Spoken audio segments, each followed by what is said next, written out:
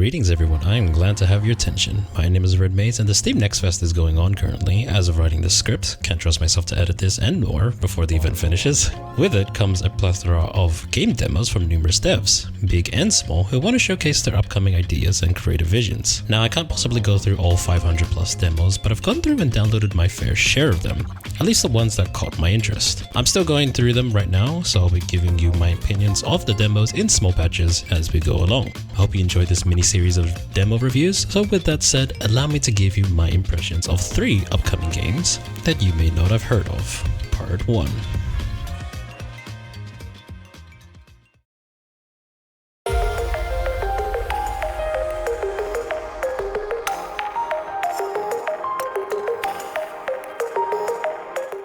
So first off, we have Arcseed. Now right off the bat, it does feel strangely narrow due to the stage layout of the city blocks, but it does have some neat sight lines that you can get on enemies. So you can be on one side of the city block and your enemy on the other, and you can shoot him safely from a distance while still being close to the buildings that you're trying to protect. Also, the thought of buildings being both a reward and also cover. So during the game, each turn there's an evacuating populace. It leaves during each turn, and they do it by rows. And with each successful evacuation, you get more money. So you're encouraged to sort of stall, be in the background, stay away from the buildings that are evacuating until everyone is clear, and then you can get down to business, shoot down the enemies, break the buildings, use them as cover, do what you need to. So I thought that was like pretty interesting. Your mech can potentially mow down buildings with certain cards. There's a jumping card where you leap forward and you do damage in an AoE or where you land, and that can potentially destroy some buildings as well. But your enemies will just destroy these buildings indiscriminately. So if you happen to be near them and they do an AoE attack, like, you're gonna get caught, or you're gonna get the other buildings caught, and that's gonna be bad for your rewards. Sound effects is sort of lacking, but you can't really judge too hard because it's an indie team. Like, I'm willing to cut them some slack in that regard. The HUD is pretty good, though nothing super notable, but I did notice that with the cards being at the bottom of the screen, sometimes they could block you from like selecting yourself for some self buffs like shields and having more AP or action points if you happen to be on the bottom part of the playing field, which is a bit annoying, but I think that could be mitigated if you just make the cards maybe a little bit smaller. Pixar art is pretty solid. Assumedly the portraits will become more animated by the full release by 1.0, but it is a bit stiff right now, but that's fine. Like, this game is in progress after all. So overall, it's good. I think it could be more interesting when the game is finalized, but it didn't exactly blow me away. But hey, I'm not the biggest in sort of like the tile tactics games, so that's okay. I can definitely see where the inspiration also comes from, like angels, giant mechs. I mean, do I have to say like Evangelion? Like, goodness, like you couldn't be any more obvious of where your inspiration is from. But hey, that's cool though, like to see that sort of connection right there. I mean, you know, I could always be wrong.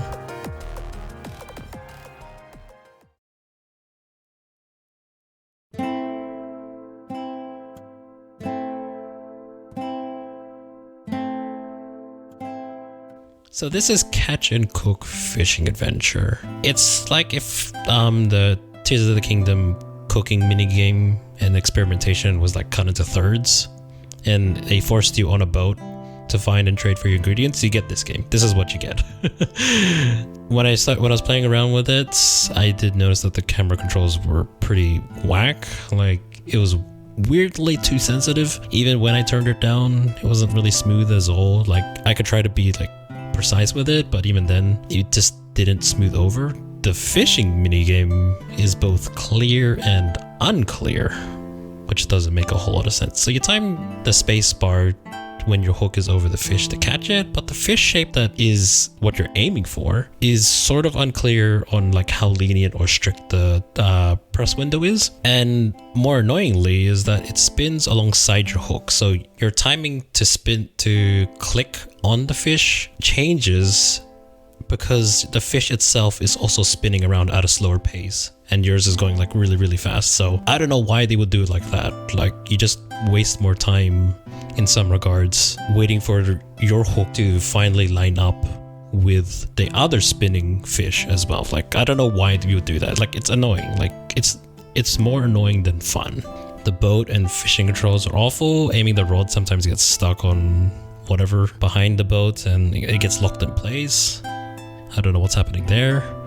And while funny for a short while, the boat controls like it's a drifting car rather than a fishing boat. Like, as you can see here in the footage, I'm constantly swaying left and right because I keep thinking I'm like the literal car from like the Deja Vu meme and stuff. Deja Vu. I'm just drifting along. That's how it felt, honestly. And I can't entirely confirm it. While the game itself didn't crash, it did crash my OBS, Steam, and Discord, and that doesn't happen randomly. Again, I can't confirm that, but out of all of the demos that I did record, that didn't happen once, so that is very strange, that's for sure. So yeah, just no. In its state right now, and I think it is also sort of releasing soon as well, just no, like no. It's blandly colorful, that's one way of putting it. Like, it seems very typical in its coloring and stuff. Doesn't feel like unique in its own right. The music that plays during your fishing adventures sounds pretty stock, and it was just more stressful than relaxing. And this game is meant to be like a relaxing game. I don't know what happened, but a whole lot of things went wrong for all the wrong reasons. And this game for sure needs more time to cook. Like, this game needs to be delayed, unfortunately. Like, I'm sorry, indie team here. This needs more time to bake, and you need to delay this game, I think. In my opinion, at least my experience and stuff. I don't think this game is ready to ship, so I hope that you could maybe just give yourself a bit more time and yeah, let it bake a little bit longer.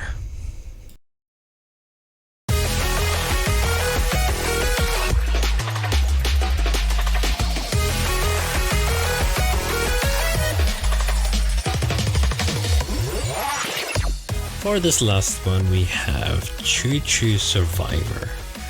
Now, immediately when I was playing this, it reminded me of the old Flash game Road of the Dead, where you drive a car down a highway and pass a whole bunch of zombies, you run them over, and as you go along, you're gonna eventually die, which when you die, you get coins and currency to then upgrade your vehicle to then plow through more, go through farther, go for longer. But instead of a car on a highway, you could have a train on a railway plowing down zombies.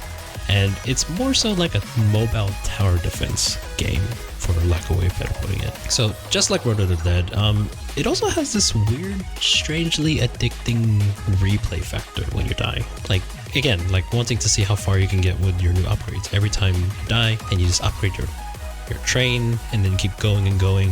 It has a very addictive loop that kind of gets you into it, despite what it looks like. The zombie variety is pretty good. There seems to be pretty numerous amount of zombies, at least the runs that I did. There could have been more, but I didn't get super far.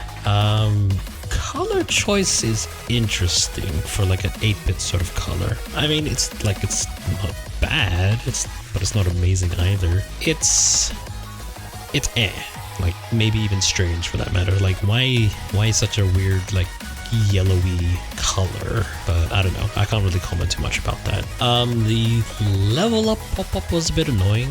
I mean, it's a good thing that you can disable it, but with every new run you have to disable it again and again, which I don't know why that's the case. Why can't you just press it once and then it's disabled for the rest of your runs?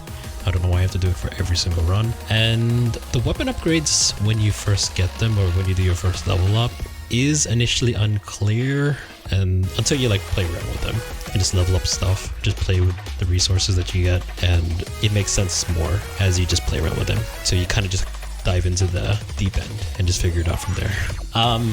One little extra thing that I wanted to note as well is that the voice acting for the survivors when they get into your train, it's, for lack of better putting it, it's fantastically bad. Here we go. No time to waste, let's go. Let's do this. but in a good way. Sort of like B-list acting or whatnot in like B-list movies and stuff. Like, you know, it's intentional. I don't know, like intentionally bad or like garbage where it becomes gold. Like, it's good. I mean, it's so bad that it becomes good, but maybe not that harsh, but you get what I'm going at when I try to explain it like that. It's bad funny. So overall, yeah, it is actually quite surprisingly addicting, and it could be some mindless fun if you want to just like play something to pass the time. And for that reason alone, I think that's definitely worth like taking a look at this game and maybe even picking it up even. And I can't help but when I look at the title name, I think like someone just looked at Choo Choo Charles and was like, instead of a giant spider train, I just want zombies and I just want a whole bunch of upgrades. That's sort of the feeling that I get from Choo Choo Survivor.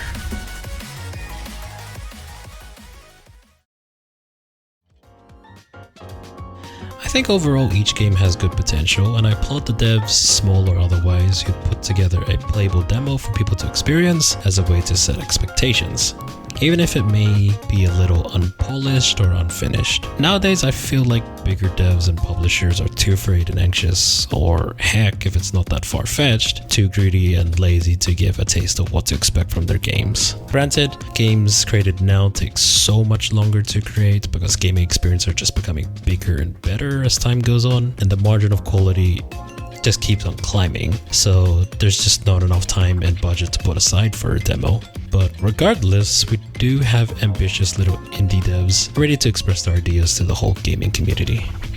With that said, my name is RedMaize and I'm glad I got your attention. Thank you so much for watching, and I hope to see you in the next one. Stay safe and stay healthy and take care.